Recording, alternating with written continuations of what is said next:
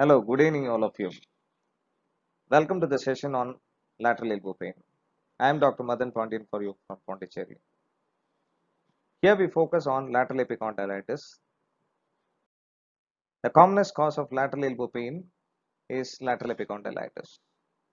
The other common cause is lateral collateral ligament tear, followed by the posterior interosseous nerve entrapment.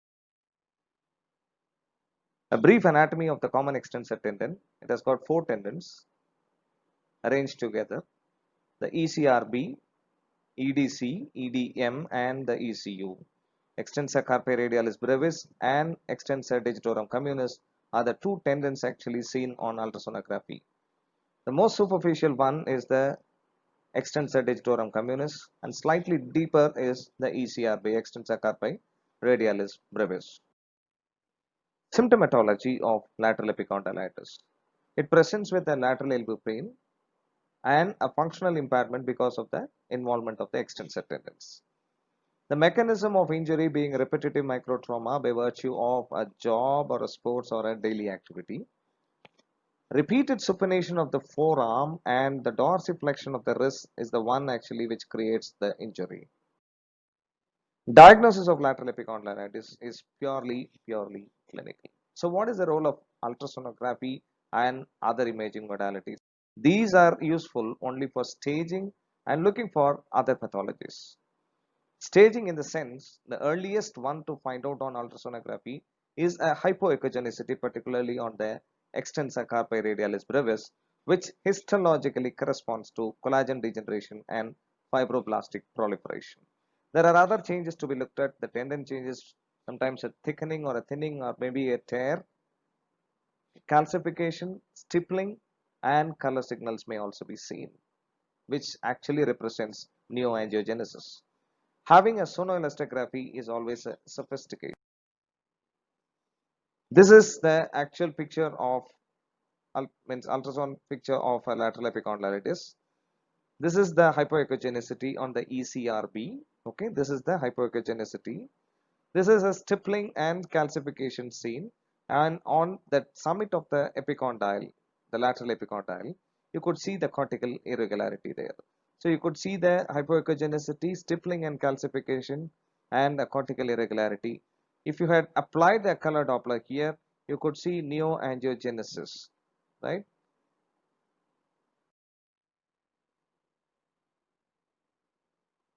Now trying to see the video picture of the same pathology, you could see the hypoechogenicity. You can't see everything on one small one picture. You should actually do the tilt, twist and turn to actually appreciate all the pathologies in the same image. Okay, I'm just doing the small tilting and twisting. Try to appreciate all the pathologies in the same picture. Okay, right.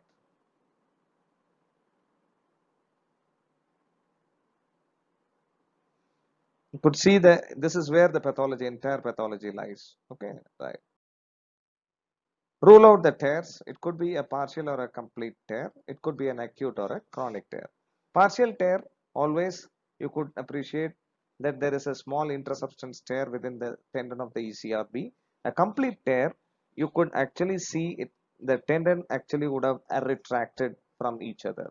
An acute tear always has a joint effusion or a hemarthrosis, whereas a chronic tear doesn't have a hemarthrosis.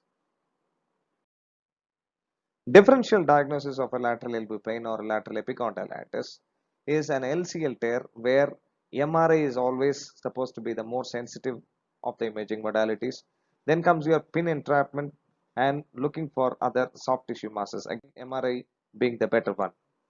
Pin entrapment, radial nerve gets compressed between the two heads of the supinator S1 and S2.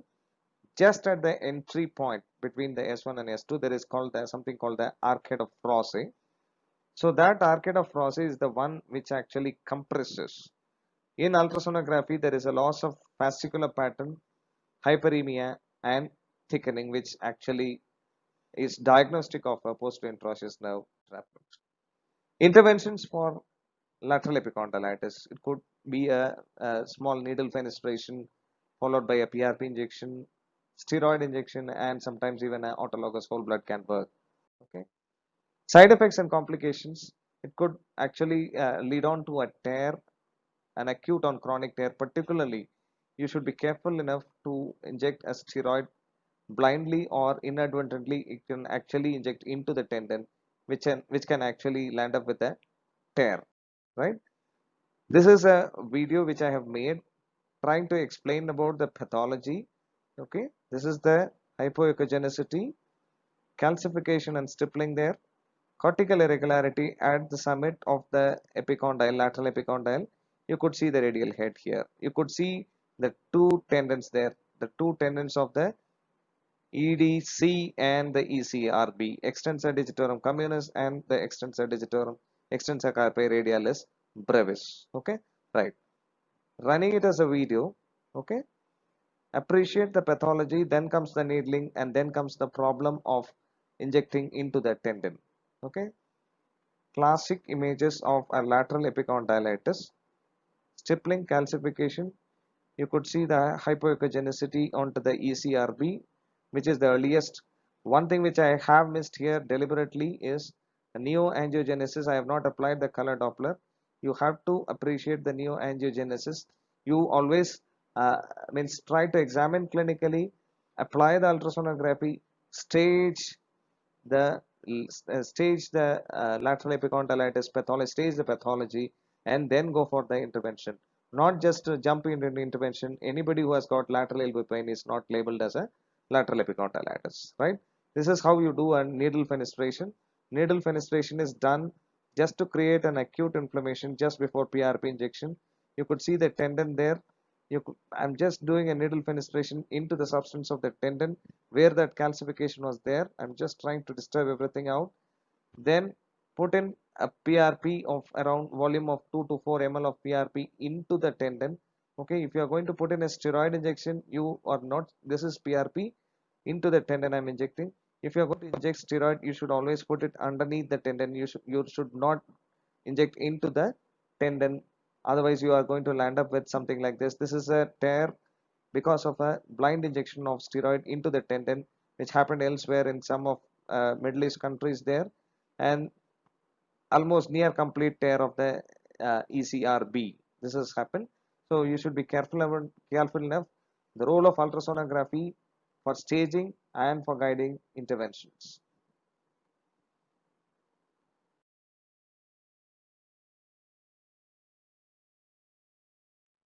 Hope it was a useful session on lateral elbow pain, particularly lateral epicondylitis. I've just tried to put in as a nutshell about the pathology. How do you diagnose? How do you actually look for ultrasound examination and then go for the intervention? Just touching only the clinical aspects of it. Hope you enjoyed this. More so to come on lateral elbow pain, like examination of the lateral elbow pain, conventional and unconventional propositions for examining the elbow, particularly examining the ligaments and the other tendons. Looking forward to more on lateral elbow pain. Subscribe and enjoy Madan Pandian MSK Classics.